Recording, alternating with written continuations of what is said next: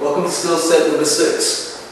Skill set number 6 involves how to properly put on or don PPE, as well as take it off without risk of contamination or exposure to lead.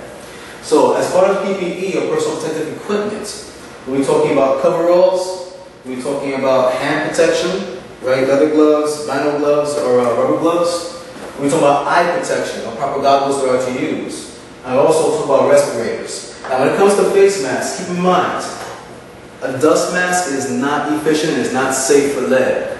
If you're going to do lead abatement or lead RRP, you want to use something called a negative air mask or an N respirator. And I'll show you how to perform the actual fit test to make sure this thing works and is protecting you from the lead. So the first thing is the coveralls. So these particular coveralls, these are, can you see what that says? This large thing should fit me. So certain coveralls have certain foot protection and hand protection built in. These don't have hand protection, but they do have footies.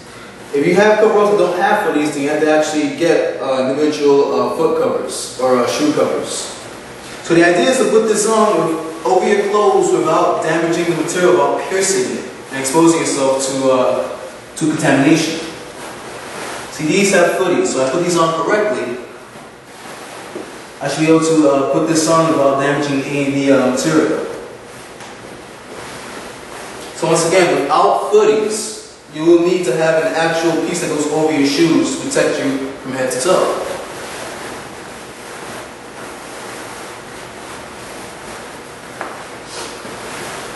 So after both feet are in, then comes the coveralls.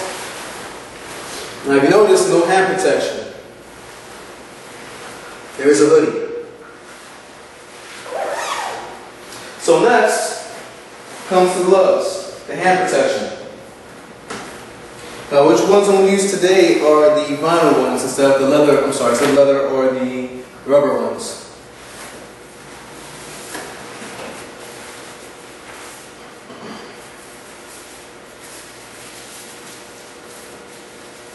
Now in many cases, when you're putting the PPE on, you want to be able to have a complete barrier, continuous barrier between you and contaminated material. So a lot of times when you have to put the gloves on, right, if they're a separate piece, just like the shoes, you have to take either masking tape or duct tape and wrap your wrists so that you're contained between your glove and your tie back. So that becomes one big piece, or one continuous barrier. Next comes the eye protection. Now once again, dust masks are not appropriate for lead renovation. We want proper inhalation protection. We want to use the N respirator. So in order to use this, you have to perform what's called a fit test. Now if you notice, right, this is an N respirator and it comes with filters. And depending on what the color the filter is, will tell you what kind of filter it protects from. Most HEPA filters are pink. And they'll protect you from everything between asbestos fibers and the lead-free metals. So notice the color of these. P100s.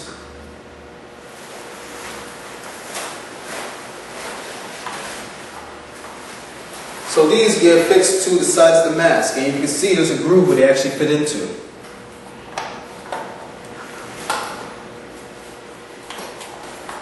So after these two are firmly fixed,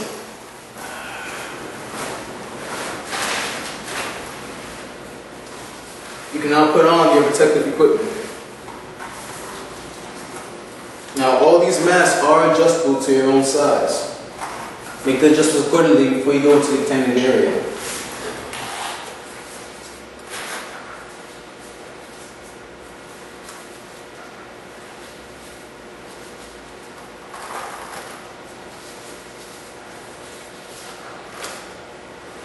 So, to perform the actual fit test, you have to breathe out as far as you can and then push these in while you're breathing in. I'll demonstrate.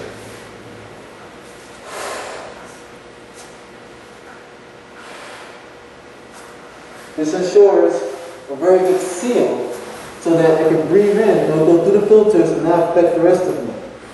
So the last part, of course, is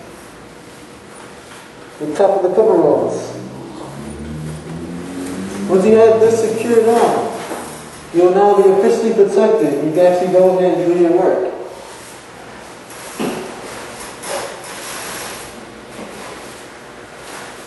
So each mask, you can only use either once or keep on using the same mask. If you ever have a chance to use someone else's mask, what you want to do is use the personal protective cleaning pad to make sure you don't either cross-contaminate or that you don't have someone else's either germs or sweat, whatever the case may be. Keep any of them on you at all times. So after you're done with your work, now it's time to actually take off the PPE. Now keep in mind, after you've been doing this work, you've been touching this lead-based material or lead dust, whatever it is you're working on, that's not related. Your entire outfit, your entire clothes, your whole exterior will be exposed to lead. You might have lead on you. So the idea is, how do we take this stuff off without contaminating yourself or others? But keep in mind, you're going to do this when you're stepping outside the contamination unit. So the first thing you want to do is when you start taking this off, first off, save your gloves for last. These are the ones you can use the hands for you to take everything off. So the idea is, you want to take everything off in such a way where you don't expose yourself to the contaminants. Now keep in mind, All the PPE that you're taking off is going to go to the same place for decontamination. You're going to have a plastic bag ready, perfectly one of these. And every time you take off your PPE, you're going to dump it into here because it's contaminated. And now for the actual suit. Now keep in mind, my gloves are still on when I start taking this off. So first thing I'm going to do is undo the zipper. And then I'm going to peel this off, kind of like a banana. I'm going to peel this off so therefore the outside stays on the outside for me. It doesn't touch my clothes or any of my skin. So as I take this off, this is going to come inside out like this. Since the inside part was touching me, is not touching the lead just yet. As far as the rest of this goes, I'm going to literally peel this off. Though keep in mind the gloves are still on. I'm going to keep peeling it until I get it completely off.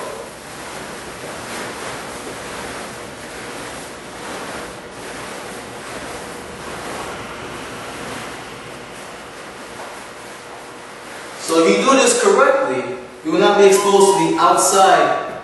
You will not be exposed to the contaminants outside the suit.